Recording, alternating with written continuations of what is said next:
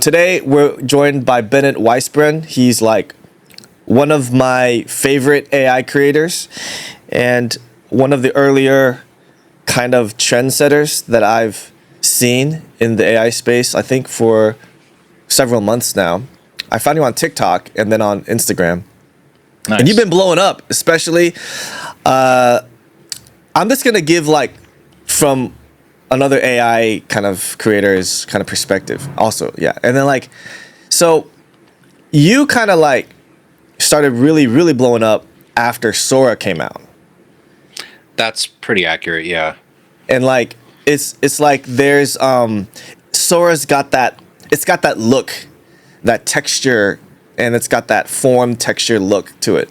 And I'm like, that's probably Sora, but like, it's not easy to come up with like, you know, the kind of body horror, cryptid zoology kind of, you know, it's like a cryptid human kind of mix that you did that was kind of like body horror and I don't know, but can't explain it. But yeah.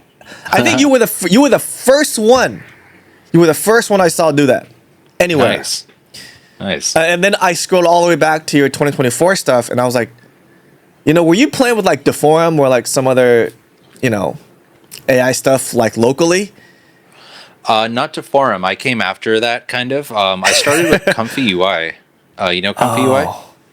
Oh. Yeah. I've heard of it. Yeah. Yeah. And I still use it regularly, but I don't use it as much as I did last year. But yeah, that was my first open source, my first like foray into AI videos. That was like what I was doing. So, but anyways, Bennett Weisbrun, what's your background? Like, where you know where are you from? Like, did you study art or social media? Like, were you online before that? Like, which I would love to hear.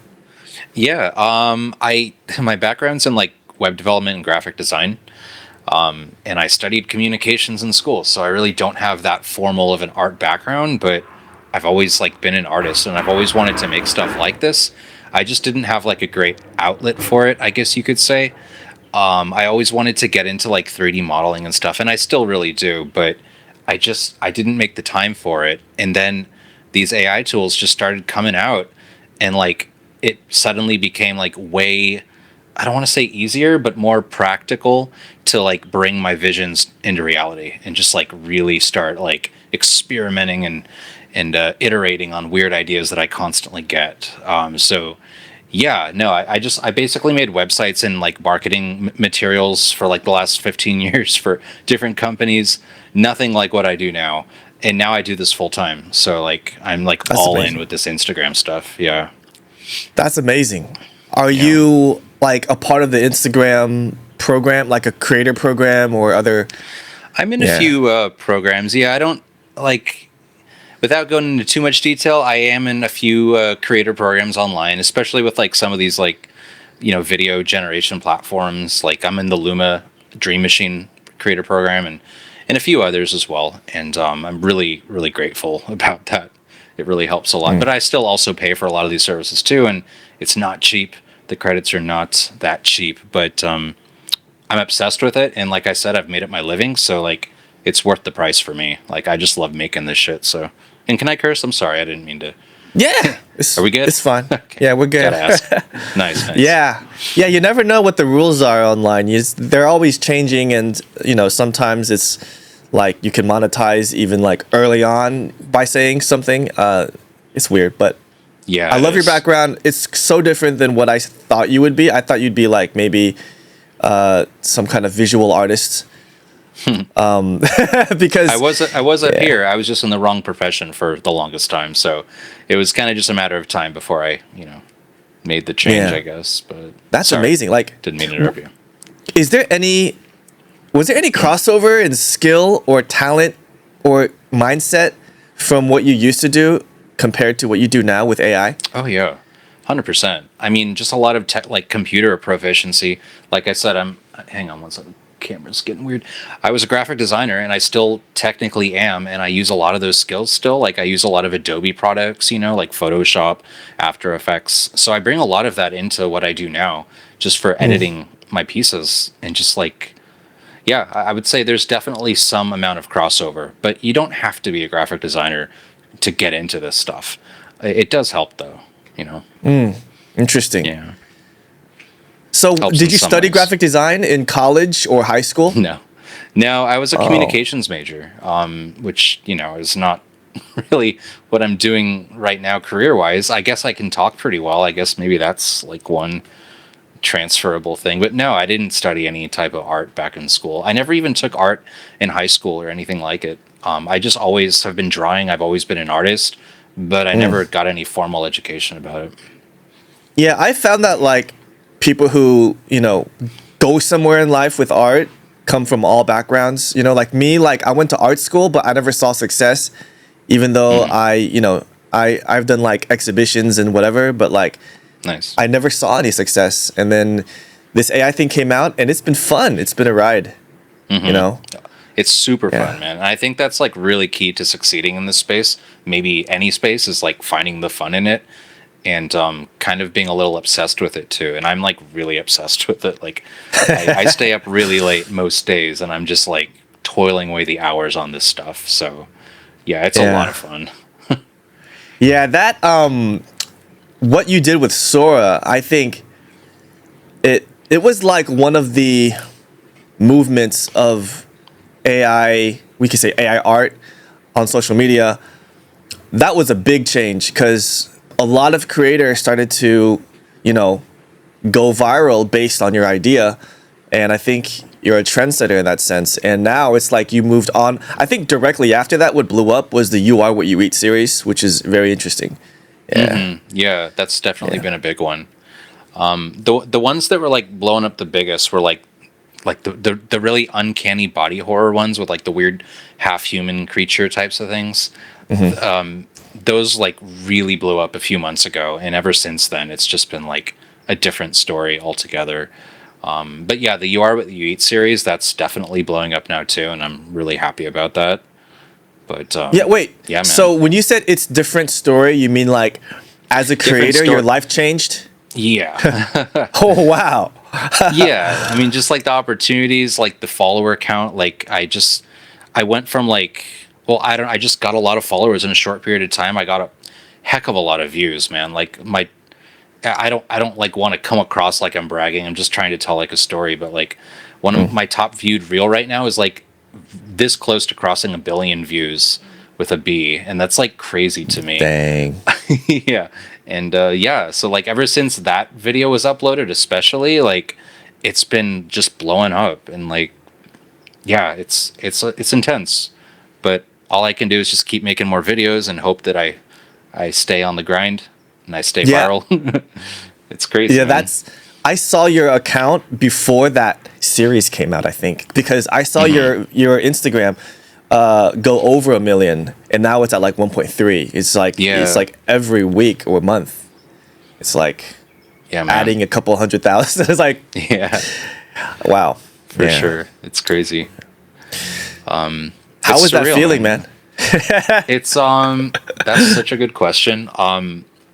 It's surreal, and it doesn't feel real still. Like I don't know. I don't know what I am now versus what I was last year. Like how people perceive me now. Suddenly I'm a big account, but like I used to be really tiny, and like I would look up to big accounts and feel like, can I reach out to them? Should I ask them? Like I guess I'm kind of a bigger account now, and it's just weird to make that transition. Like I haven't mentally made that transition yet, but yeah, Wow. it's crazy.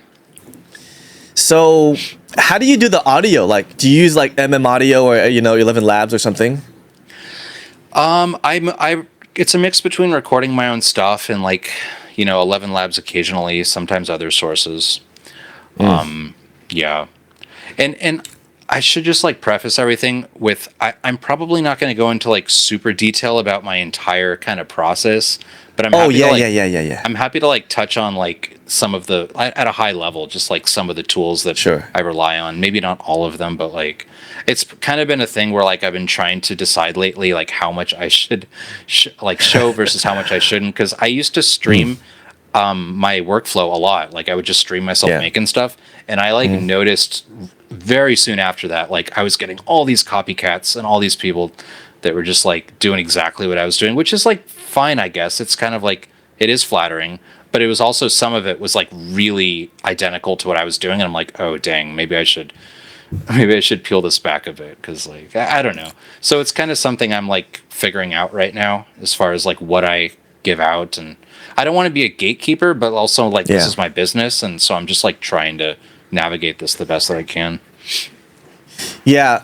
Cause I come at it from like both angles too. It's like I've created like my own stuff, and then I've been influenced by other stuff. And then you've shared stuff live stream, but like people can copy it close when they see your exact workflow, and then people can copy it like maybe less close if they use, like, for me, I use ChatGPT and I get it to watch videos for me. I'm like, let's recreate that in this, let's like any AI or non-AI video, I'll just use ChatGPT. I'm like, hey, what do you see? Tell me what you see. Tell me more. And then it like remembers it, and then it just like, and yeah, it's crazy. That's sick. But yeah, like, and then so I did see a lot of copycats after you, which was like, it was crazy because I was also trying some of those ideas, like, and kind of seeing like what would happen, because sure. It's just cool because it's cool to watch. It's fun. Yeah. That's amazing. No, and it's totally cool. Like, I mean, it's not like there is a, like, for the most part, it's fine. Like it's not like I created the body horror style. I certainly did not. But no, I mean, it's certainly flattering. I have had just a lot of instances too where people are just like, maybe this is the case with like a lot of people, where people will steal my videos straight up and just like re-upload them without like any kind of like transformation or anything. That's just the nature of the game, though, I think. Oh my gosh. Yeah. It's like every few days my friends will reach out to me and they'll be like, hey, is this your work? Like, they'll send me a link to some like random page in another country, and I'm like, yeah, that's my work. But you kind of just get used to it and deal with what it is. Yeah, that's true. Me too. Like I get sent I get sent also. I scrolled to my own video on TikTok from another account, super viral, and I'm like, yeah, good for you, man.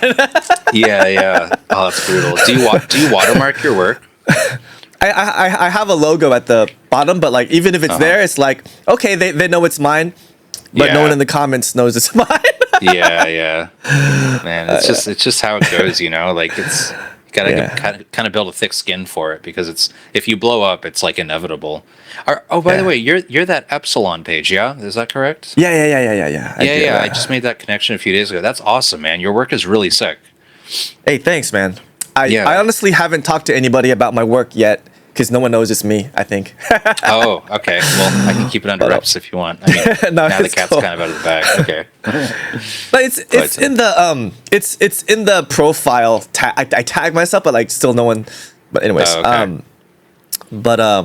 yeah. So again, it's like it's opening so many doors for people, and I noticed it's opening doors for you, and I'm like really happy that it's like a lot of people say that it's not art. But that's not fair, because I'm an artist and I use this. It's like, what are you talking about? Believe me, it's a huge issue, and it's one I think about constantly. And I personally believe that it is art, like firmly believe, just because I know what my process looks like. At the very least, the process is an art, if not the actual result as well. But like, I'm pretty firmly on the side of believing that like AI art can be art.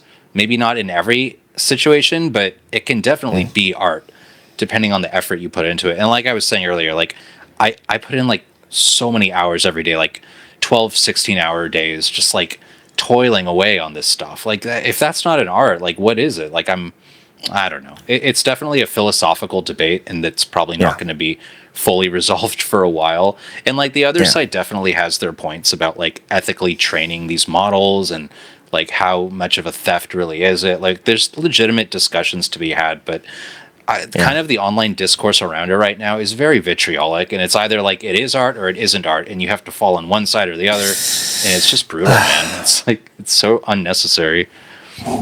To get that vitriolic, I agree. And it's a super polarizing issue. And I put a video out on Instagram recently saying like, you know, like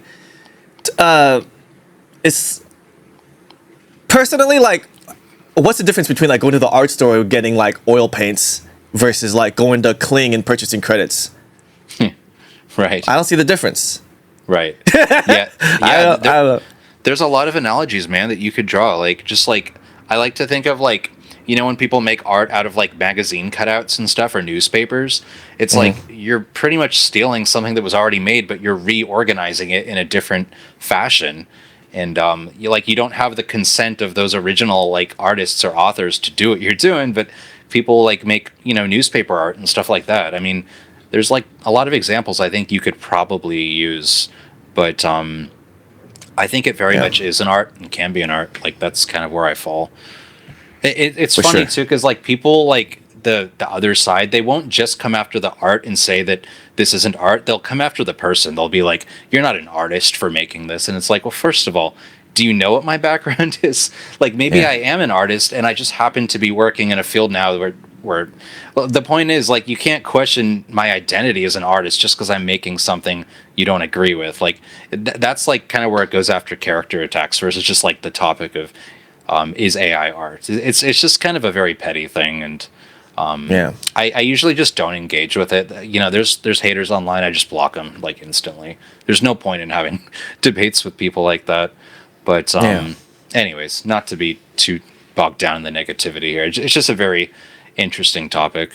No, it's good to air it out with like other creators too, because it's like I you know, I feel the same way, and it's like if look, okay, it's not ethically trained per se. I mean, another company from another country who doesn't care is going to make a tool, and then we're going to use it. Like, what are we going to do? We can't stop the proliferation of this training, even ethically or not. And I put my own art into Midjourney. I had it describe to me really well what it saw, and I had to pump out new pieces in my style that looked better than mine at a fraction of the time with exponentially more numbers of art. And it just blew my mind. And I realized it was over. It's over for us. Like, not in a bad way, but like in terms of making a body of work, it's over. Like, I could spend, you know, a month creating 4 drawings, right, that are like this big. Yeah. Because they're really detailed. Or I could just draw one piece and then just like have Midjourney just create the rest of the body. But that's besides the point. In terms of just like efficiency, it's game over. You're right about that. Like, there's no competing with like a Midjourney replicating your art style and all that sort of thing. But I think like I don't see like physical like art going anywhere. Like, I think there will always be a place for it. Just like when photography and Photoshop and all that came along, like, people didn't stop drawing, you know, like, we've always been creating analog types of creations, and I don't think that's going to change here. I just think the commercial viability of art is what's going to change. Like, when it comes to like commercial needs and working for a corporation, those are the ones that are going to be using AI, obviously, because it's efficient. But I don't see like artists going anywhere necessarily. Some of the jobs, of course, will be, you know, replaced, but the actual like people are always going to buy hand-drawn creations from human beings. Always. There's always going to be a market for that, and I won't believe otherwise. Like, it's just too valuable. It's a changing landscape, man. It's just like, it kind of is what it is. It's a new paradigm, and it's way too disruptive to resist. Like, you can resist it if you want, but like, you're going to have to change careers if you resist it, because as an artist, you're not going to get along in this world if you don't play nice with the AI tools at this stage. That's my belief. Like, you can remain an artist, but you have to learn the new tools, because this is the most disruptive technology that's like ever existed, that's ever come out. And unless the grid goes down, there's no stopping it, you know? So it's just like kind of crazy. Yeah, I mean, when the camera came out, people were like, learn how to draw, you know? Like, even the Impressionists, when they were going out, they were innovating because they were going out of the studio and painting, you know, wildlife, you know, and a lot of people were like, dude, that's a half-finished drawing. Like, that's not even, you know, you can't even get into the academy with that kind of painting. Like, it's just not, it looks incomplete. But now we look back and we're like, dude, you know, Monet was creating some of this, like, but before it's like, that's not even done. You know? Oh, yeah. It's a great example. Yeah, it's all subjective, right? I mean, art's in the eye of the Yeah. beholder, and I think that will always be true. And yeah, this is just another way to express ourselves creatively. And again, some of the tools may or may not be ethically trained, but those are the tools, not the artists. And like, depending on how the artists use the tools, it's I don't know. I just think people aren't like giving it a fair enough shake, or like really considering exactly what the definition of art is, and like trying to gatekeep the definition of art, which is like a very curious thing to do. I don't know. I tend to linger on this topic quite a bit lately because like I get bombarded with it so often lately. But I do think about it a lot because I identify very closely with the label of being an artist, and I always have. And now that I'm finally making a name for myself in AI, for the first time in my life, my artistry is being questioned. And so like that's kind of messing with my head a bit. And so I have to like think, wait, are they right on some level? Am I really not an artist? And so it kind of messes with the head of it. But That's amazing yeah. because you're a self-taught designer, self-taught artist. Yeah. So that's a different camp than someone like me who kind of studied it throughout like junior high, high school, college. It's different, and it's like Yeah. it's harder for you guys because you guys are more like isolated physically from that community, but you guys still yeah. make it, which is pretty awesome. Yeah. Oh, you mean the ones who made it in art but didn't get an education in it? Yeah, like because in art school or even junior high, high school, we were surrounded by other classmates and we just drew all day, basically. Right. We painted, Right. we drew all this, still lifes, and people posing, and it's like, but you guys who are self-taught, it's like you guys have, you guys were, I don't know, like how you guys operate, but like it was different though, right? Yeah. Yeah, very different. Yeah, it depends on the person, right? I mean, I just really like teaching myself stuff, and I have for a very long time. Like, I taught myself web development and programming and JavaScript and Photoshop, and everything I did professionally before this was completely self-taught, and it's because I really enjoyed it. Like, it was really interesting to me back then, building websites by hand, just like coding things out. Like, it's very fun, and like the process of learning was very fun. I just never got like a degree in that specifically, but it didn't stop me from having a career that went pretty decently. It just depends on like what you want to get out of life and how much effort you want to put into something. It's amazing how much we can teach ourselves these days. Like, you can learn friggin' anything that you want. And yeah. How much of your process is coding and how much of it is prompting? Oh, like these days with what I do right now? Yeah. I mean, I don't really touch code these days. It doesn't really involve itself in what I do, just because I'm purely making like art now. Like, I'm making videos and stuff. Like, I haven't been coding much. I've been wanting to get into the whole like vibe coding scene that I'm hearing so much about. Yeah. So I'm probably going to get a little bit back into coding soon, but just because I want to make some games and stuff. I've always wanted to make video games. Yeah, seems like a good time to try doing it. But yeah, I don't do any coding for my videos at the moment. So what's like, I have a two-part question. What are your inspirations visually and conceptually, as well as like what is your ideal scenario in the future? Like, what would you like to do with this in the future, eventually?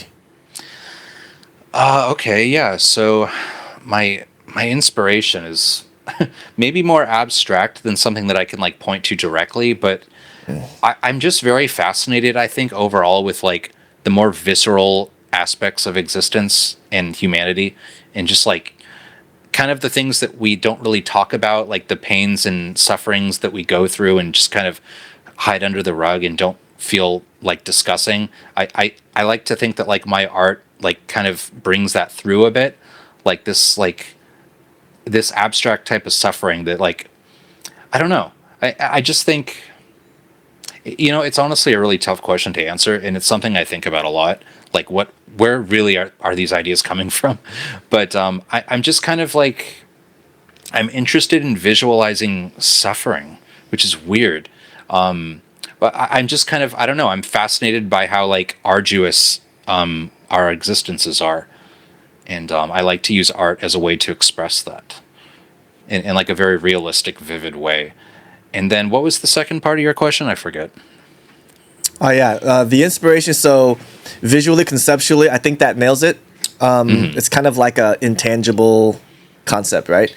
It is, yeah. Yeah, and eventually, where would you like to take this? Like, what do you have like a mind map or some kind of visualization in your mind, like where it's like, dude, that would be really cool if I made a movie out of this, or if I made like an entire IP out of this, or if I made a video game out of this, something like that.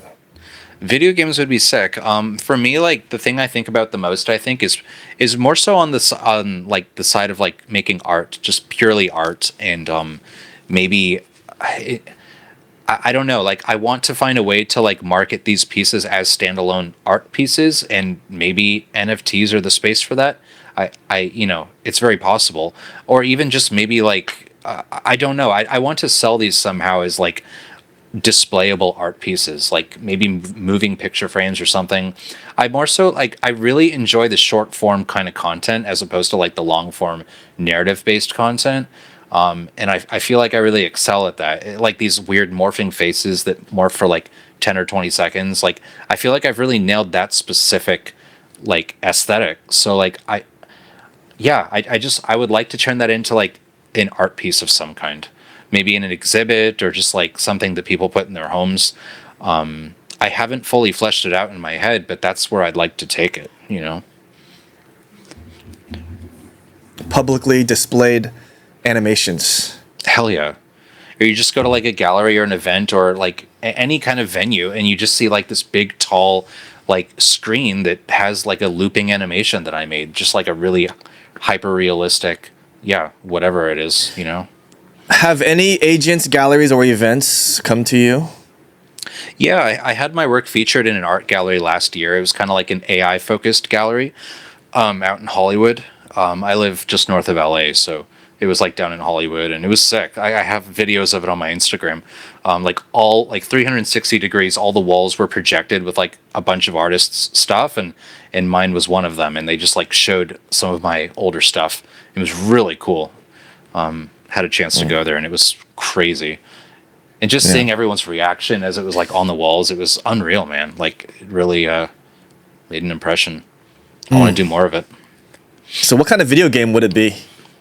Okay, I mean, I don't know, like survival horror or something, or just like something like a psychological type of horror game. I think maybe because I'm really good at. I don't want to say really good. I don't know. I guess I'm good at making like really unnerving faces and like facial expressions and looks that like really trigger a certain part of your brain that like something's not right here. I really are like I really enjoy making horror that's like not overtly gory and bloody, but just something that's like very off-putting, very like unsettling. And I've only seen like the label, like, you know, do you want to watch this? Is I only saw it once. It's when the dude was eating the ear. Now, you saw it on that one. I noticed a lot of creators. The issue is with censorship. Now, how do you? I even face that a lot because I've generated some. I'm not sure you have too. Insane, like visually, just dude, you cannot show that because you're gonna get banned. Like. Yeah. How do you generate so many videos that curb that? It's like it could be, but it curbs it very well, and then you could like get away with it. Yeah. Honestly, man, there's really not an exact science. Like it's kind of just a matter of it takes courage to like really believe in a video and believe in its potential to go viral and just post it and pray that it's not going to get flagged and removed, because that has happened, especially back around Halloween time when I was getting like I was really leaning into like the body horror type of like bloody zombie types of thing. I think blood is like one of the main ones that Instagram just like instantly gives you an issue with. Like I had a few videos that were like instantly removed back around Halloween. But yeah, as far as like how to avoid it, again, there's not an exact science. You kind of just have to like go with your intuition most of the time. And also like no two platforms are the same. Like TikTok is a lot stricter in my experience. Unfortunately, just in the last few weeks, I've already had a couple of videos removed, and I got a warning and I think almost a strike. I hope I didn't get a strike. I'd have to double check, but I got in trouble on TikTok. Because of the videos with like the really heavy set, the fat guy in in the water at SeaWorld. I got that removed because it was deemed as like harassment or something, hateful or harassment. And it wasn't even like violent or gory. It was just like offensive, apparently. So you never really know what guideline you're going to break on these platforms. And it is frustrating as an artist who wants to just express themselves. It's very frustrating. But at least lately, Instagram has been like very forgiving of my work. And, you know, knock on wood there. I don't want to jinx it. But yeah, I kind of just mostly avoid the really gory stuff these days. As much as I would like love to generate stuff like that, Instagram's not really the place for it. I think if anything, X would be the better place to put the really like brutal, gory types of stuff because X is a lot less regulated. Yeah. Yeah. I agree. I've had like on certain videos I've had show more on X, like the perhaps considered gory that I set either myself or X automatically put on there, which is fine because but I do notice I do get away with a lot more on X. You're totally right on that. Yeah. TikTok has been really strict. I think I also got some too, but I appealed them, and I think 70% of the time I get my videos back. You know, It's about right. About the same for me. Yeah. It's a shame how much TikTok is kind of, well, I guess it might not even matter this weekend because apparently it's about to be actually banned a second time. So we'll see if that's What? even an issue now. Yeah.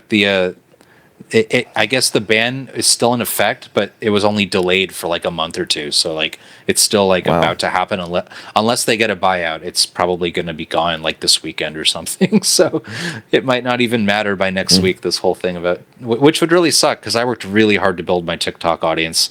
I have like 700K on there, and I worked really hard for that. So that would be really sucky. But, yeah, that's where I found you. You know, AI Yeah. AI is cursed. Yep. Wow.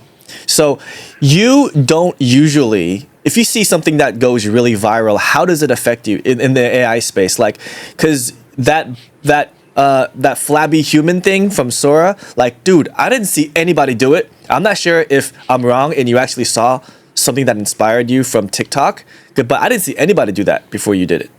Do you mean like the morphing faces and stuff? Like the No, it's like that really flabby human animal. Like like the really cryptid. like the half human, like really like Yeah. fat kind of thing. Yeah. That was a weird one for sure. That was mostly just the result of like intense experimentation and like really throwing Wow. everything at the wall and seeing what sticks. The beautiful thing about Sora is that if you pay for the top plan, you can do unlimited generations, which means you can just keep experimenting. And if it weren't for that unlimited plan, I don't think I ever would have like made half of what I make. Like it really has been the result of just like intense experimentation. How much percent? Okay, now I'm gonna get into like the processes now. And so let's just like start from a general place, right? Because you know we're in the space, so it's like okay, generally, what does your videos? What is it concerned with generatively, right? Text to text, text to video, text to audio, you know, audio to video, video to audio. Yeah. I would say that it's kind of everything. I kind of play with every option. Like I don't really confine myself to one or the other. I'm constantly trying different options: text to video, image to video, video to video. It kind of depends on the use case. Some things are really good for image to video, and it just makes the most amount of sense to do it that way. Other times, text to video is a way better option if you're really concerned with certain things like the movement of the result and like the natural motions of it and whatnot. And you start to learn these things over time as you use these tools excessively, like what the best use cases are for what type of project that you have. And there's really not one silver bullet for any of this, to be honest with you. And it just depends on the kind of video you want to be making. Okay. Yeah. Favorite tools for the different, you know, text to text, text to video, text to audio, you know, whatever. Yeah. And you can speak generally. You don't have to get into it. Yeah. Yeah. I'm not trying to be weird or anything. I'm just trying to like think of how much I'm like willing to like really talk about it. I mean, I guess what I will say is that I don't even know what to give away. Don't worry about it. Don't worry about it. Yeah, like Sora is a big one for sure, but it's definitely not the only one I use. I would say Luma is very good as well. Luma Dream Machine is very good at text to video as well as like interpolation, image to image, where it like transitions between two images. Like Luma is like very good for that, and I've definitely used that many times. But yeah, I mean, Kling. Kling's a pretty common staple for people in the space. Kling is very good at text to video as well.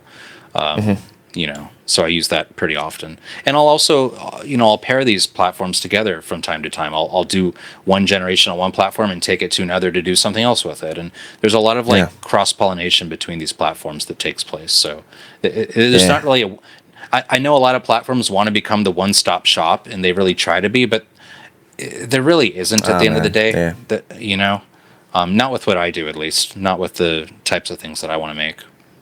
And even if there is like a platform that has like a Kling API, for example, that doesn't necessarily mean they're going to have all the Kling features, which means you still have to like access Kling directly to do certain things. So, these one-stop shop types of websites, so far for me, have not like fully satiated all of my needs, even though that's like their intention.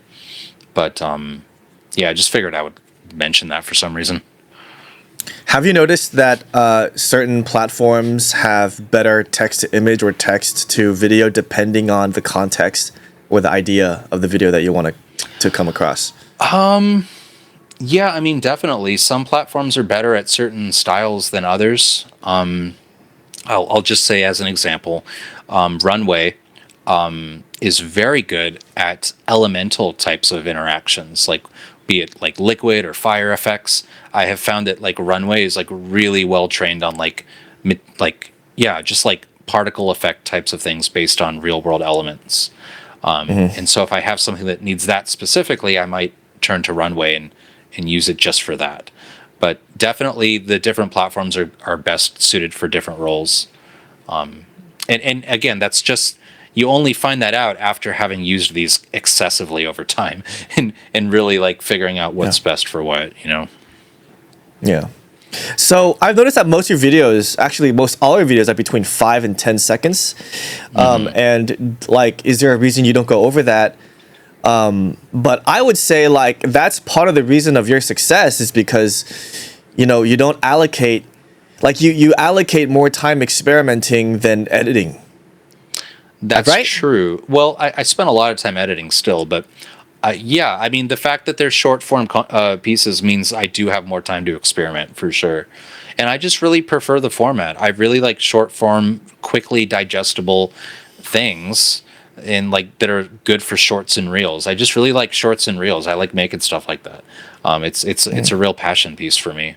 So like, I mean, I do like the idea of maybe making movies one day, like with scripts and narratives, and it's great. But like, as far as what I'm doing right now, I'm actually very happy with like 10-second videos. It's just, they're very fun to make and they're very fun to push out and get really quick reactions too. Like, it's very addictive. I'm not complaining at all, So do you see any pro and cons between a longer form or a shorter form? Yeah. I mean, the pros of a longer form, of course, are like narrative and telling a story. I think that's probably the most compelling use case for a longer form. But shorter form, the pros outweigh the cons for me. Like, just like I said, like you can quickly digest it and get the message across. And also a lot of these platforms pretty much only go up to 10 or 20 seconds max for video gens. I just really like to quickly convey ideas or messages. And this is the best way to do it. I guess that's my answer. How long were you on social media before you played with AI, and what was your first AI experience visually like? Nice. That's a good question. Yeah. So I've been on social media forever, like as long as it's really been around. Instagram, Facebook. I never really went anywhere with it. I would try and upload my art and stuff and try and go viral here and there. Nothing ever really worked or stuck, not until the AI stuff. Like the AI just like was so transformative in my life. And it really started around like Midjourney. Before I even got into the video stuff, I was messing with Midjourney a lot. and that's kind of what inoculated my whole interest in the whole AI thing. And then Comfy UI came around, and I learned Comfy, and that was like a year ago now, like maybe last March. And that's when my account finally started to grow. Like for like the last 10 years, I was at like 1,500 followers, maybe, well, anywhere between. Yeah, I was in the low range, and then suddenly it just blew up because I started posting reels aggressively. I just, and I still post reels aggressively, which is probably why I'm losing so much sleep. But like I just post reels constantly, man. Just like, and I'm on a set schedule too. That's a big one as well, I think. The consistency as well as like a structured schedule. I think these platforms really like both of those things. And but yeah, it's just crazy. Is how much percentage of your workflow is manual and automated versus automated? At this point it's pretty much like 50-50, I want to say. Maybe that's not correct. Maybe it's more like 70-30. Like as far as the audio and stuff, that's probably the most manual process at this stage because I spend a lot of time nailing the audio. Like I said, I record my own sound effects. I do use 11 Labs, but I also use things like Artlist and YouTube and other sources. And that's a big part of it. And I also spend a lot of time post-processing, upscaling, like color correcting, and playing with frame rates and the speed of the video. I play with that as well. I do a lot of stuff after the fact. It isn't just that I generate a video with the prompt and then it's good to go. Yeah, these videos take me hours. So we're at the top of the hour almost, but I wanted to make sure that we're okay with time. If you're able to go over a little bit, or if I'm fine. if Yeah, we're at time. All right, cool. Yeah. Yeah. So, do these normally run for an hour? Usually over, but there's just so much to, I guess, discuss, but like it depends on you and what has been on your mind recently regarding like where the tools are going and how much human input do you think will be required this next year? How much human input as far as what? Like past the beginning stages. Like let's say you get the agent to do this and then it'll kind of like run with it. Like how much do you think it'll be offset to agents this year versus like the whole process being human before? You mean strictly as far as like videos, like the types of reels and stuff that we do and whatnot? Yeah. It's definitely not going to be less. It's only going to keep being more, especially now that agentic AI is like really taking off. And this whole thing about MCP, I haven't like looked into it too much, but I don't know how familiar you are with the whole idea of like just AIs talking to other platforms and doing so much of it. But yeah, I don't see it getting, I see a lot more of it getting automated. And that includes like, I mean, we'll probably come to a point where people like literally enter a prompt and not only does it make the video, but it adds the sound effects, it upscales, pretties it up, does whatever polishing it needs, and then it'll probably upload it to the platform directly and write its own caption. I envision that being the case, and that would be kind of a sad point to reach, but also it's kind of inevitable. In fact, there's probably platforms that already do that, to be honest with you. But I really do seeing like pretty much all of this becoming automated at some point. The question is, will Instagram and TikTok and others take kindly to that? Or will they make an effort to prioritize the human creator as that starts to occur? Because I do think we'll start reaching a point where people will literally be able to just prompt a video and have it auto like post to whatever socials they want. Yeah, I don't know. That's where I kind of see it going, though. Yeah. What do you think? It's about like supply and demand. Like, number one, will these social platforms be around in its current form in the future? And number two, will the oversaturation, or will there be like a oversaturation of content, and how will that affect like the amount of people consuming it? Right. Like I think like we're already kind of at that point though. Like there is already like a deluge of AI generated profiles on Instagram. So like I think that problem is already here. But once like the actual act of automating every step is fully in play, it's only Yeah. going to get worse. And I feel bad for the people who have to work at Meta and TikTok that are going to have to like really regulate some of this, because it's going to be just the rate at which AI can produce work versus a human. Like, these platforms will not have enough storage space to handle the amount of content that's coming. I mean, if it's like the dead internet theory and it's just like AIs talking to AIs and stuff, like it's going to be a tsunami of AI content that a human had nothing to do with. And that's kind of a bleak future to think about. But hopefully Mark Zuckerberg has some plans in place to curb it a little bit, you know. When you start your process, like for me, I like to use like ChatGPT or DeepSeek or different, chatbots to kind of like talk it out, and like, hey, I have this idea. I kind of want to go in this direction. Especially with the GPT voice to voice, it's like super helpful for me to kind of like open up my mind and like, oh, I didn't know this is a possibility to kind of go down. Do you kind of have that similar process like when you start off with a concept, or is it from a dream? Is it from a conversation you have with somebody? Like, is it from a diary entry? Like, yeah. Well, not a diary entry. I get a lot of inspiration as I'm scrolling, to be honest with you. Like, I'll see like things that really strike me as inspirational as I'm just doom scrolling on my phone. But yeah, I do start a lot of my projects with ChatGPT or Claude or Gemini. I do rely on LLMs for a lot of different things, and that includes coming up with ideas and working through ideas. And dude, now I don't know how much with the new Chat 4.0 image model that you've played with, but like the one that came out last week, like it's crazy. Like, as far as like coming up with ideas now, and it's just, I don't know. I don't even know what to say about it. It's just like such a game changer for coming up with ideas and just like mocking things up and whatnot. Especially like a first frame of like a video that you might make. Like, it's such an amazing tool now to help you do that. It's really cool. It's cool when it's not rejecting your prompts. I get a lot of rejections, and that really sucks because it kind of stifles creativity, and it is what it is. But yeah. Sometimes, DeepSeek will kind of come out with a prompt, and then it'll retract it at the end, and so you got to find a way to get that information before it retracts it. Oh, DeepSeek does that? Not saying that's what I do, but someone's got to like either screenshot what you see so you can like get another LLM. Like, there's a lot of tricks to kind of create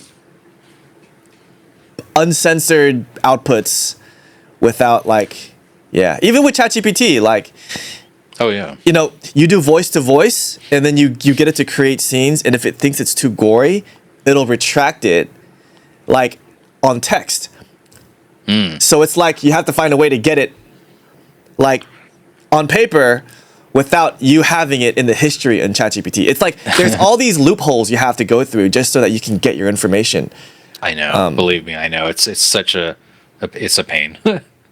Has that happened to you with the new image gen on Chat, the one from last week? Because oftentimes it'll start generating my image, and then 90% of the way down, it'll just like take it back, and it's like, actually, you can't have that. So like, I've gotten into the habit now of screenshotting the image as it's being generated, because I know it's probably going to remove it. It's kind of ridiculous, but yeah, I mean, I've had to do it with text, but regarding images, I've had that happen where it pulled it away, or it just straight up said like, content policy, we can't help you. Yeah, but you got to get creative too with like when you're writing a prompt for a video or an image. Like these LLMs will help you get creative, even if they won't overtly obey your orders to like write something unsafe for work or whatever. Like, you can get clever with it and then feed that into a video generator and get good results. But like you said, like you got to be clever, you got to be creative, and kind of work around the systems. And like it, like I even made a mistake of replacing blood with milk in my prompt, because like it couldn't, like every gory verb or noun you use, just like replace it with a, and then there's it's yeah, you have to be clever with it. Yeah. Sometimes it doesn't work. It just gave me a bunch of cheese in my video prompt. Yeah. It's like, Nice. what? I wanted to replace the blood with milk, and you gave me. Anyways, yeah. That's crazy. Um, Yeah, it's unpredictable, man.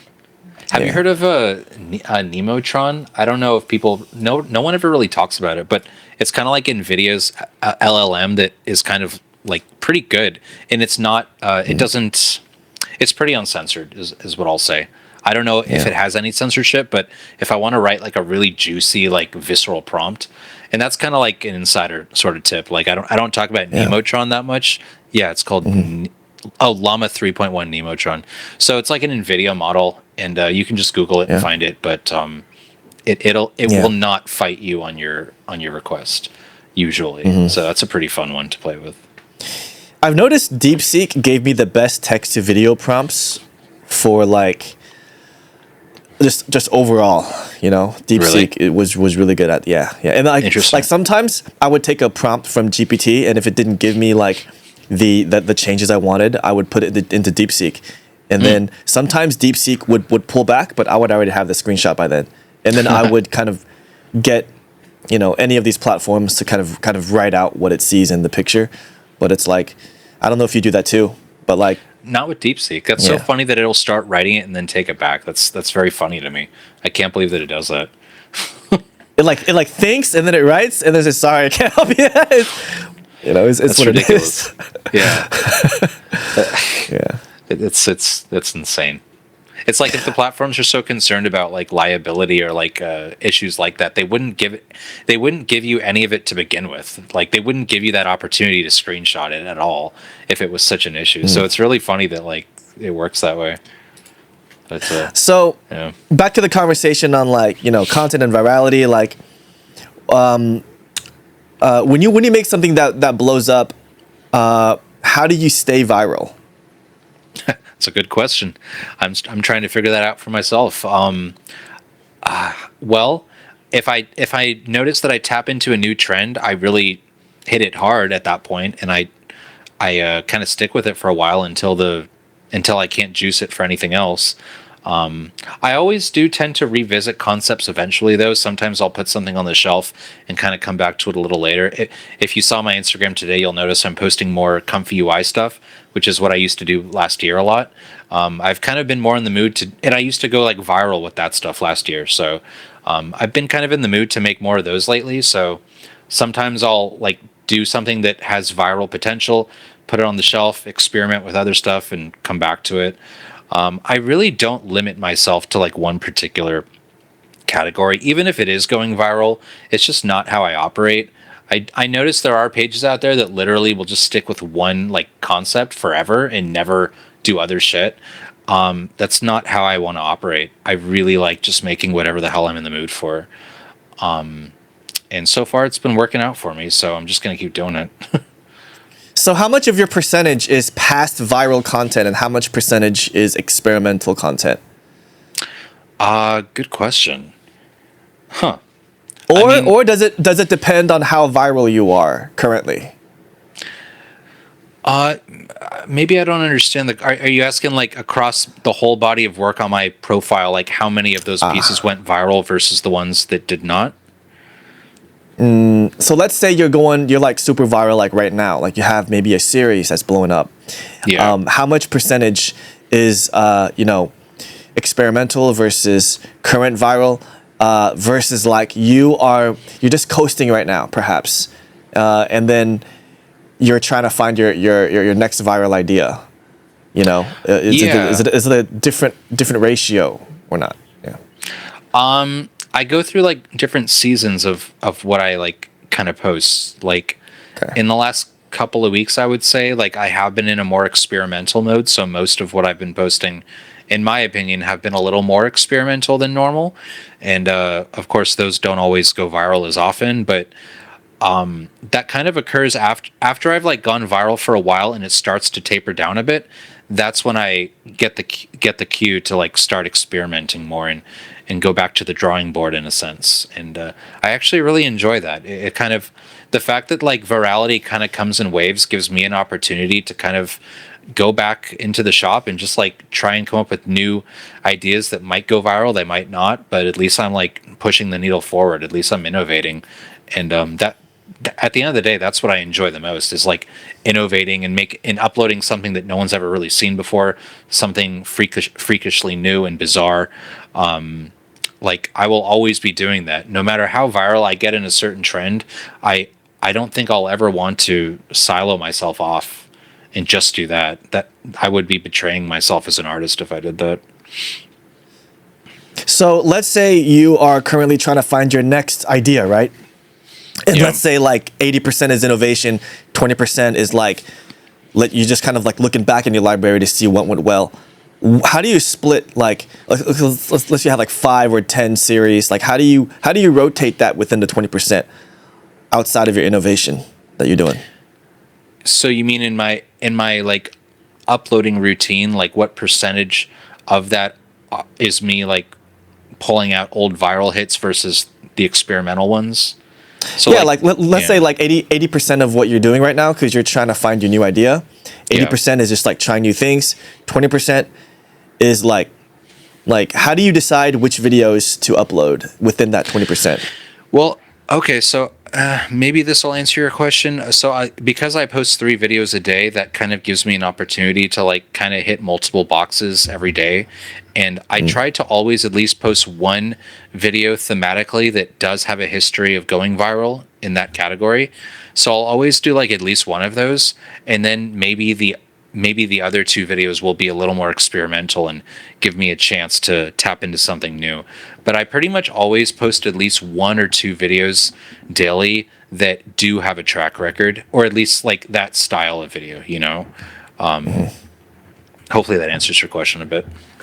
Yes. Yeah. And also for the audio, I've noticed that if I use sounds versus music, I'd have like a bunch of audio layers, like annoyingly like a lot, and then it's like the sounds would take me longer to make than the video, versus like me using Udio. I love using Udio for like text to music, and that gives me like a high percentage of like chance of giving me what I want, like nice music, whatever, right?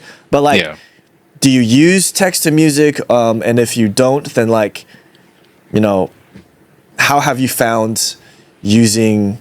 Because I've noticed you've used trending sounds before, right? So like, do you make your own songs? How much of your page overall is like your like sound effects versus, you know, AI music versus choose your song from this social media? The library, yeah. So last year, predominantly, I was just using the Instagram library for music, just like picking. I didn't go for like trending music that often. Actually, I would usually just choose songs that I really liked.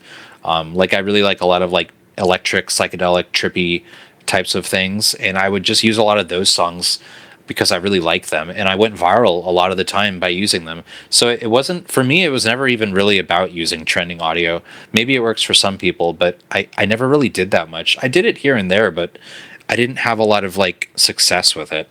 The most success that I had with the Instagram music came when I chose the music that I liked. So I found that to be pretty interesting.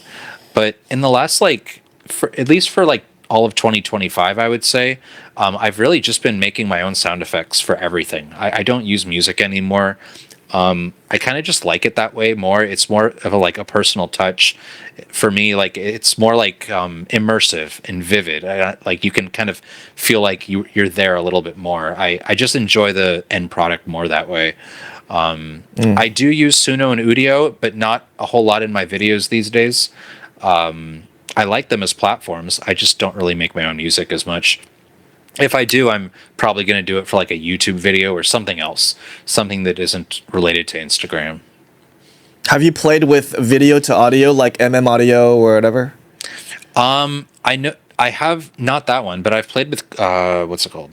FreePick. If you've ever used FreePick, it's one of those all-in-one platforms, and they do have a video to audio, or at least they have an option to add audio to your video, and it works okay. It works fine. I've never really relied on it. It's kind of more of like a like a proof of concept. I'll never like upload one of those results just because I take the audio pretty seriously. I spend a lot of time meticulously editing that. So, yeah. Do you have any instances where either the sound effect or the music have inspired an image in your brain to make the video? More so a song. I mean, music is kind of what gets my imagination going more than anything. Especially last year when I was using a lot more music, that was kind of the case. Like I would use some of my favorite songs, and the imagery was kind of what came out of my imagination, I guess. I don't know. Again, it's kind of hard for me to like speak to like the inspirational component to my ideas. They sort of just like come to me rapid fire, and I don't know. It's hard to pinpoint where I get some of my ideas, to be honest with you.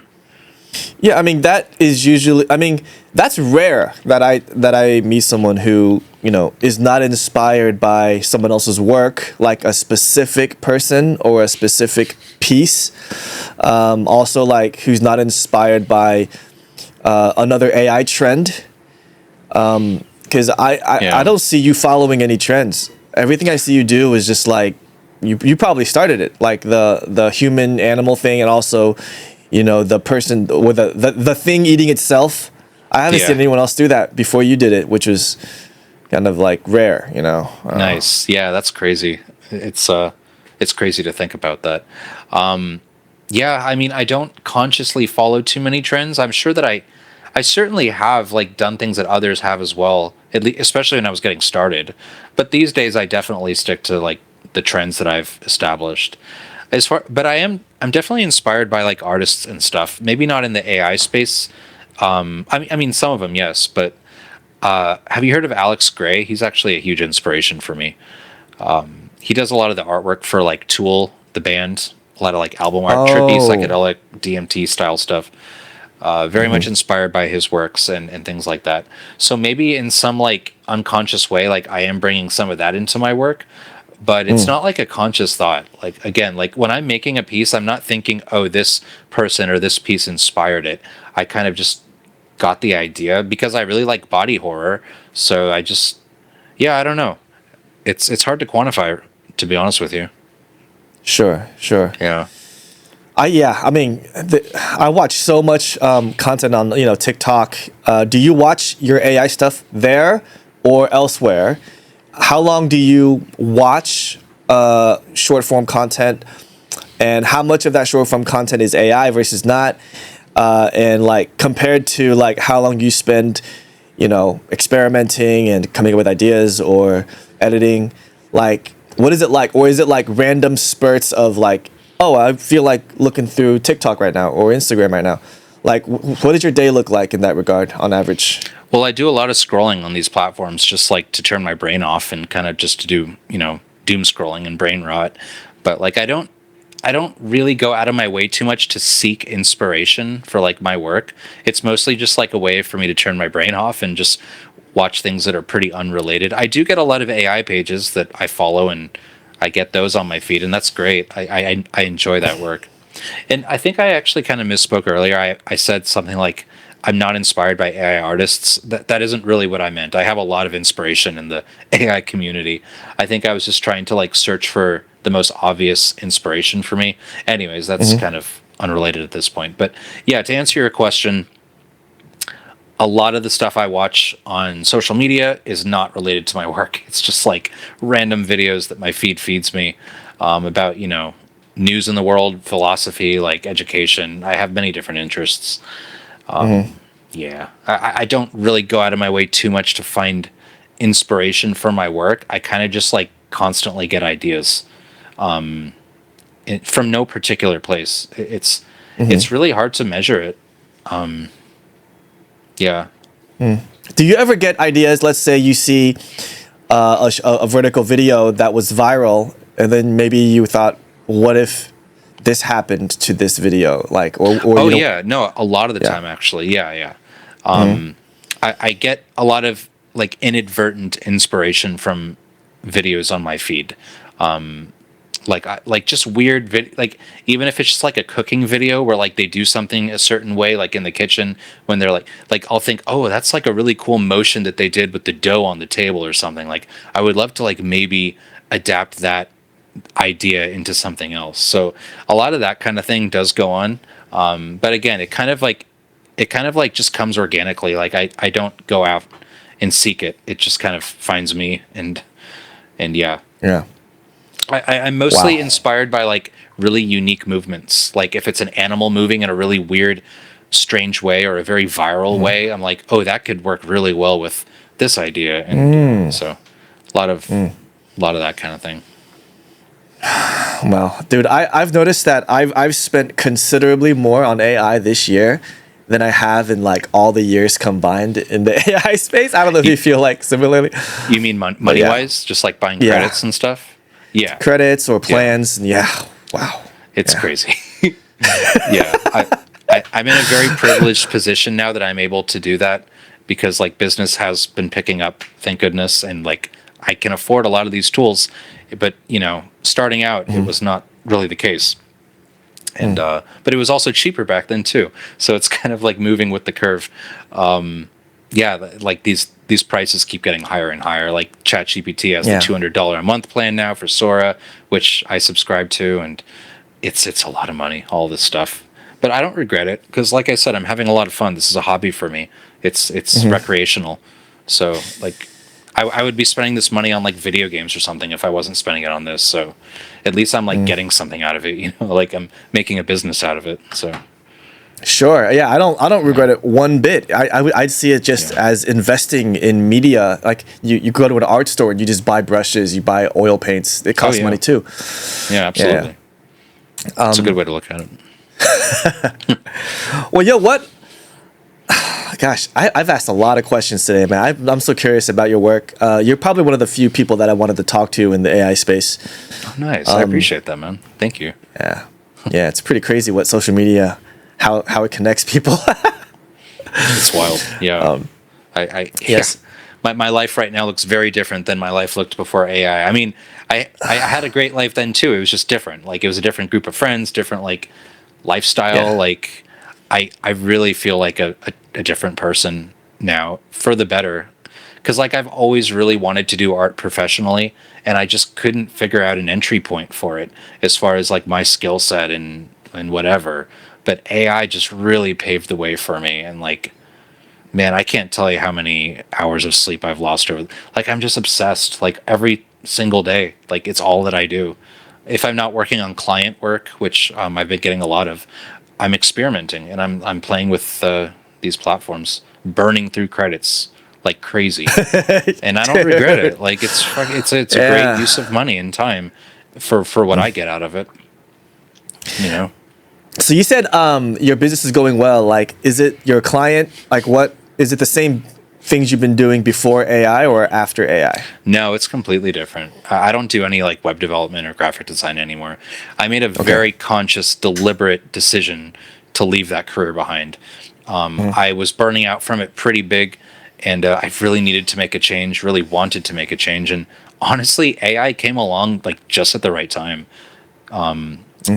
I started learning this stuff during my last major role at a company, and it started like I started becoming more and more obsessed with it until the point finally came where I'm like, you know what, I need to leave this behind altogether. And I just went all in with it, and it was a big risk at first, like doing this AI stuff for a living, like huge risk because there's so many AI creators out there and people who want to make this work just as badly, and gosh, have I been fortunate. I've just been so lucky in this space, but it wasn't for lack of trying. Like I have been hitting it hard, man. Just like I've sacrificed a lot, and I do not regret it because like I have never had this much fun in my entire life. Like this is so much fun. These like every week, like a new tool comes out. It's like a new toy to play with, and it's just so addictive. So I'm just having the time of my life, and that's all there is to it. Yeah, it's like, oh, this came out, Runaway Gen 4 came out. Let's not mix it with this other platform and see what results we get. I was doing that, I was like, let's jump over there and mix it together. That's what's fun about it. You mix and match the tools, and you're like, oh, this new thing came out. This would jive really well with this other thing, and Yeah. it's fun. It's like a video game kind of. It's like you get new power ups and new abilities over time, and like you just become more capable. Your tool set expands, and Yeah. that's really what it feels like. Yeah. So like what is your business private or is it public? Like did you want to talk about it for like a second just to so people knew about it? Yeah, I mean, we can kind of touch on it. Like, I mainly work with a lot of clients, and I work with musicians and people who need AI videos for whatever. A lot of like musical events and things like that. I get a lot of clients in that space. So, and Rad. Instagram has been the main channel for a lot of that. I get some inquiries on other places like TikTok and whatnot, but I would say Instagram, if it's good for anything, is good for networking. Networking on Instagram is really where it's at. If you can grow big enough, even to like 10,000 or 20,000 followers, you can start to get some pretty decent interest from clients. I think it's by far the best networking tool I've used as an artist. I think that's just for like specifically for artists. Because like I don't mess with LinkedIn. I think LinkedIn is such trash. Like I feel this like guttural rejection in my stomach whenever I go on LinkedIn. Like I don't want to be there. It's for me a disgust. I don't know. I don't like LinkedIn, but I really like Instagram, and I really like finding business on Instagram and people finding me. So I'm very grateful that Instagram found me or whatever, or that I found Instagram, because it has changed my life, like just business wise and whatnot. It's great. So Instagram, YouTube, TikTok. I'm Not guessing even these are YouTube the, yet. I want to grow big on YouTube, and I've been trying. I have not cracked the code yet on YouTube. I'm starting to finally grow a bit. It's been taking a lot longer though than Instagram took. But yeah, Instagram is amazing for me. Wow. Yeah. So anything on your mind today outside of kind of like what we've chatted about that's been on your mind lately? Just about AI and stuff, or Anything. AI, yeah. or just life, social media, content.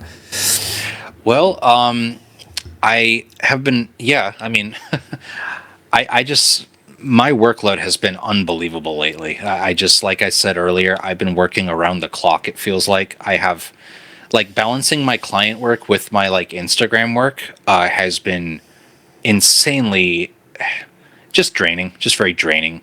Like I'm up until like 5 or 6 a.m. most nights, just like working on stuff, and it's because I love it, sure, but like it's so much, like it's so draining.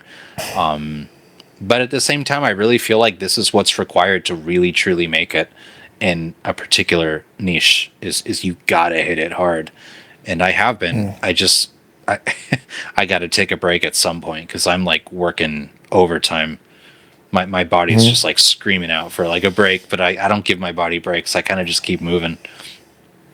Do you have a family or a dependence and stuff like I that? have a girlfriend, and honestly, if it weren't for her, I'd probably be working like all weekend, every week. But she like really saves me on weekends when like neither of us are really working. So like, I do have a life in that regard. Yeah. And of course, my parents are very supportive, and I visit them as well. So in visiting my friends, like I do have a social circle, but if I were left up to my own devices, I would be doing nothing but making these videos all the time. And I don't know if that's good or bad, but it's good for business. It's kind of just it's all I think about anymore. It's kind of messed up. How long has it been the only thing you've thought about since Comfy AI last year? Since or Comfy, just recent. Comfy UI like really UI, awakened something in me. Like when I finally saw the potential in Comfy UI, it glued itself onto me. I'm like, whoa, this is like so unique. It's truly unique, even by today's standards, like Animate Diff and stuff. Animate Diff is like the animated diffusion model in Comfy. Like the videos that produces is still so unique and unlike anything else out there. And when I first saw that, and when I first started making those videos, it's like something snapped in my brain. I'm like, this has got serious potential. This is not your typical type of video right here. It almost kind of felt like interdimensional in a way. Like there's something like very alien about it almost, and that really like attracted me. I'm like, this is sick. This is really cool. Yeah. Yeah, I mean, I've noticed like the AI space falling into two camps and the spectrum in between. One is the art camp, and the other one is the filmmaking, storytelling camp. Yeah, Yeah, and they're both just like blowing up right now. that's a good point. Yeah, that's a very good point. I haven't thought about that. There's definitely a lot of people out there who want to use this specifically for movies and storytelling. I'm just not really one of them yet. You know, I really like just making art pieces. I like making things that instantly make you feel something, and then that I've done my job. Like, I don't need 90 minutes to make you feel something. I can make you feel something just in 10 seconds or less. You know, that to me is very cool. I feel like the whole graphic design space was like a bridge between like the last major art movement and now. I don't know if you feel the same way. What was the last major art movement? Like Photoshop coming out or something? Oh gosh. IMO. Everyone's different. Yeah. In my opinion, I would say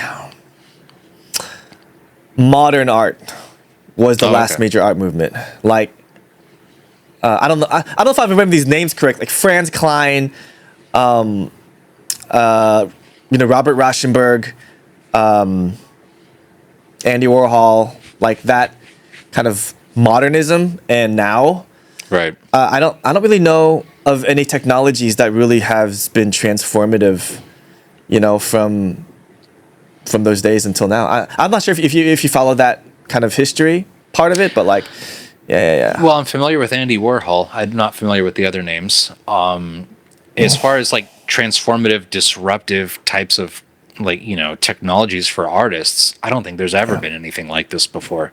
This is like a brand new reality that's like unfolding. It's unbelievable. This is like, I don't know what you would compare this to. Like the next closest analog, I really can't think of one. It's basically like we've created a new species. It's very, very strange.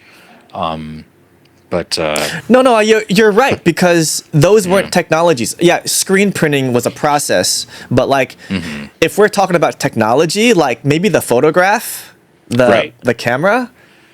I don't know. I think that's probably the closest like disruptive technology you could compare it with AI.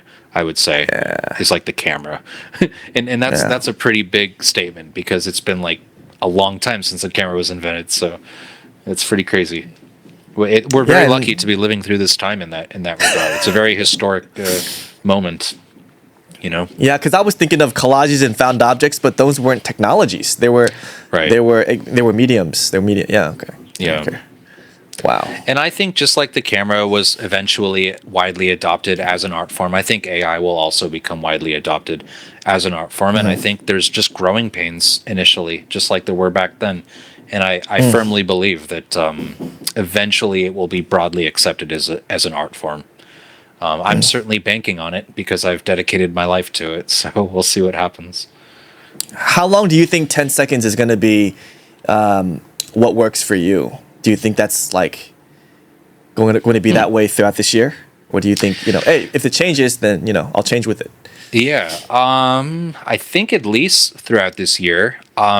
You mean until the point where I decide to move into longer form content finally? Yeah, sure. I think honestly the new Runway Gen 4 has like for the first time in a while got me actually thinking, wait a second, maybe I should try and make a short film. Because of like the character consistency and stuff. I'm actually very interested in some of that.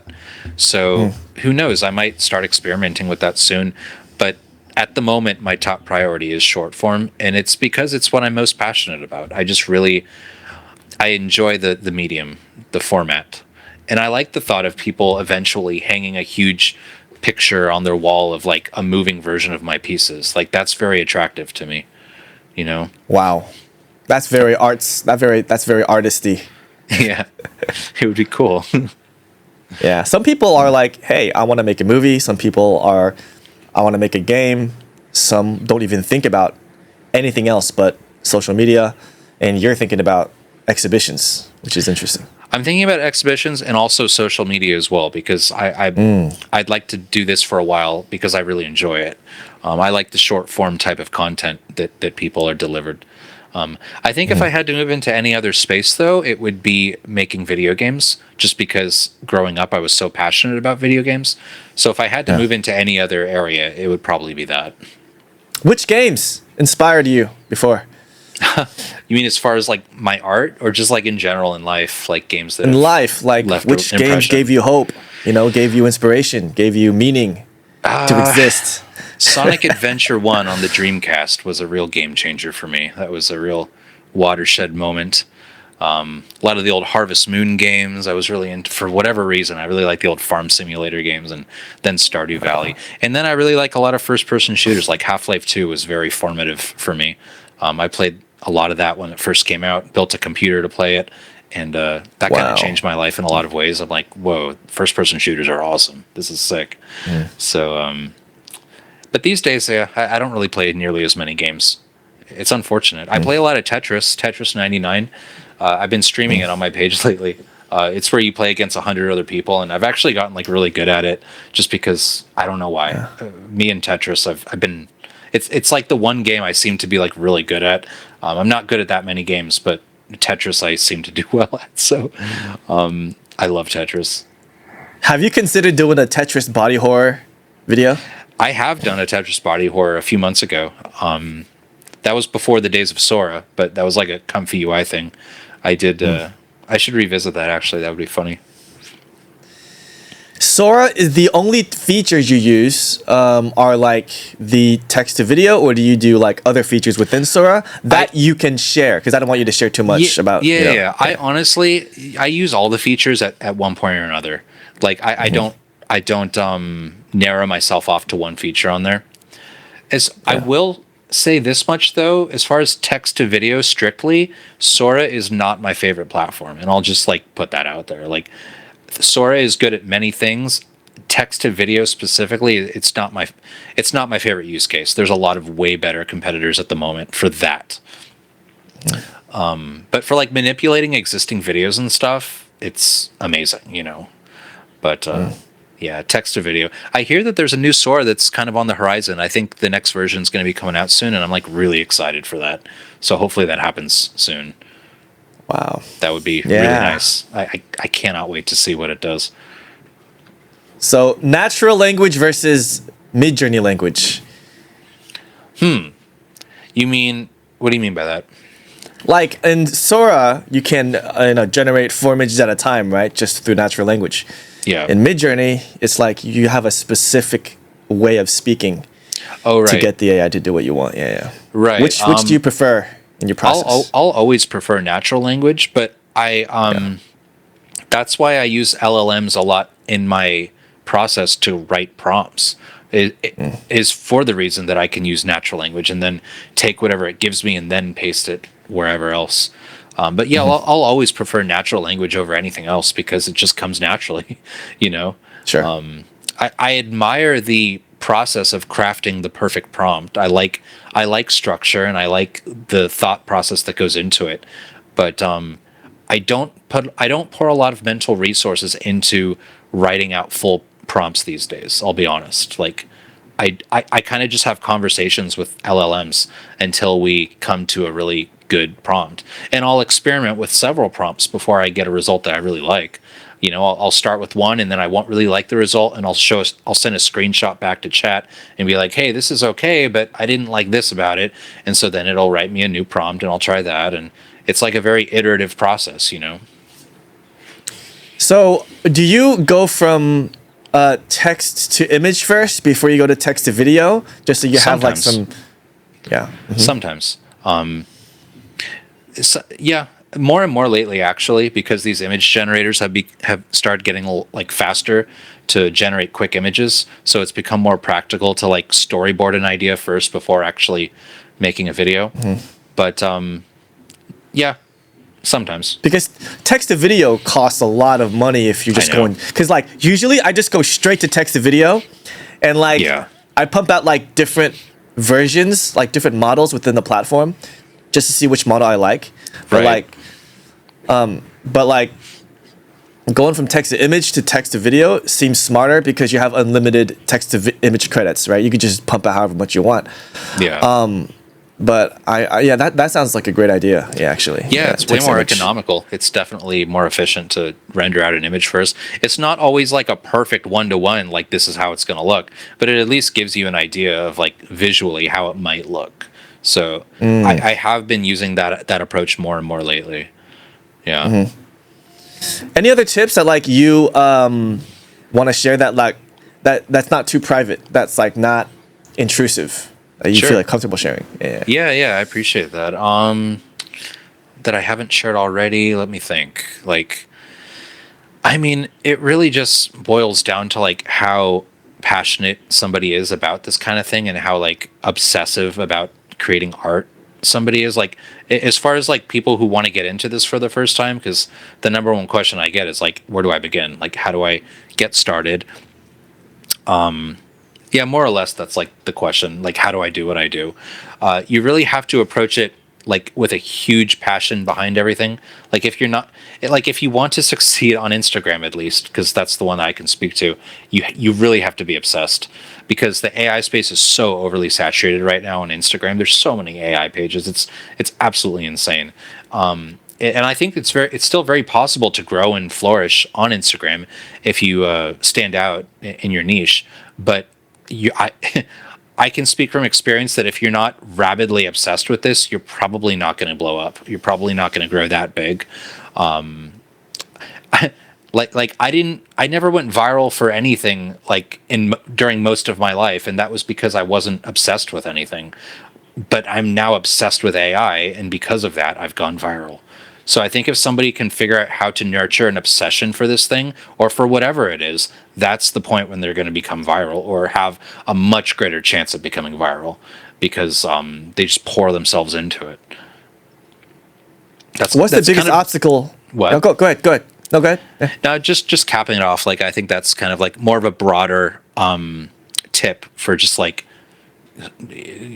business in general, not just AI art, but just, become obsessed with what you want to become successful at. Yeah. Or be obsessed. What's the biggest obstacle or obstacles you faced in this whole process, and how did you overcome that? Yeah. Biggest obstacles. There have been many of them, especially earlier in the beginning when I started getting clients in this space. I found it very challenging to match their vision. Like they have very particular ideas that they want, me to produce. And as you know about AI, it's a very like unpredictable technology. It's not like 3D modeling or Blender or something where you can like, with enough experience, you can create the exact look they're looking for. It's you really have to experiment a lot and like reprompt and re-roll and like do all these things to like satisfy your clients. And a lot of the time, especially if you don't know the tools very well, that's very difficult. Like, people really like, there's this misconception that it's just so easy to just write a prompt and get exactly what you want. But like, when it comes to doing AI professionally for like clients who have a vision, it can be such a challenge to really produce what they're looking for. And there's really no clean solution to it other than practice and just like getting experienced with the tools.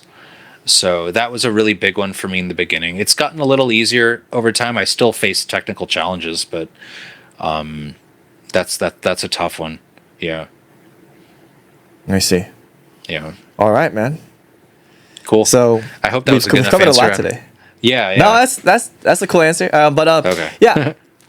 Where can people find you on social media? It's Instagram and TikTok. Is that right? It is, yeah.